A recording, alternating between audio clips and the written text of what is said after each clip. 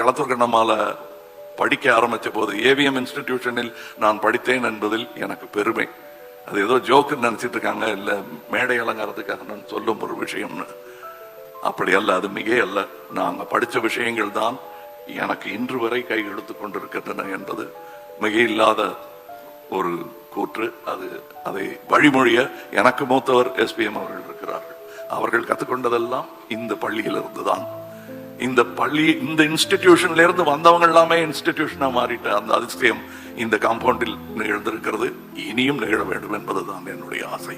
இந்த பள்ளிக்கூடம்லாம் அப்ப கட்டல.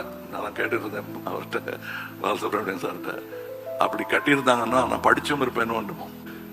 அவர் சொன்னார், நான் இப்படி பண்ணலாம் சார், அப்படி பண்ணலாம் சார், என்ன சார் இப்படி இருக்குலாம் சொல்லிட்டு இருப்பேன். எடுத்து பாருங்க கமல், எல்லாரும் நினைச்சிட்டு இருப்பாங்க எடுத்து பாரு கமல், எடுத்து பாருடா கமல் தான் பேசியிருப்பாரு சார். உடனே இல்லவே இல்லை.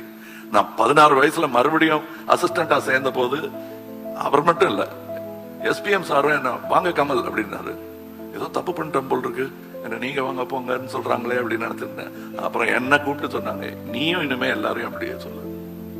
நான் இன்னி வரலாம் அப்படிதான் இருக்கேன் சார். அந்த பாடத்திற்கும் நான் ஏவிஎம்க்கு நன்றி சொல்ல வேண்டும். அது ஏவிஎம் என்பது, நான் அவர் பெரியவரை பார்த்திருக்கேன், அவர் இல்லாத மாதிரியே தெரியாமல் வழி நடத்திய ஒரு முக்கியமான மகன் இவர். அந்த 4 பேரை தூக்கி பிடிச்ச இன்ஸ்டிடியூஷன் தான் அது. ஆனால் அவர் இல்லாத குறைங்கிறது முக்கியமா தொழிலாளர்களுக்கு வரும். மந்தி மாதிரி இல்லைங்க அப்படின்னு அப்படி யாருமே சொல்லல. இப்ப SPM சார் அவர் இன்னைக்கு வீட்டுக்கு போய் ரெஸ்ட் எடுத்துங்க பிடிச்சி தள்ளி விடணும். அவரை அங்க இருப்பாங்க. ஸ்ட்ரைக் இருந்த போது கூட அந்த ஏவிஎம் செடி வாடிடக்கூடாதுங்கிறதுக்காக பக்கெட்ல தண்ணி எடுத்து ஊத்துறவங்க இருக்காங்க. இது எப்படி இந்த மாதிரி விசுவாசம் ஒருத்தருக்கு கிடைக்கும்னா நல்ல முதலாளிக்கு தான் கிடைக்கும்.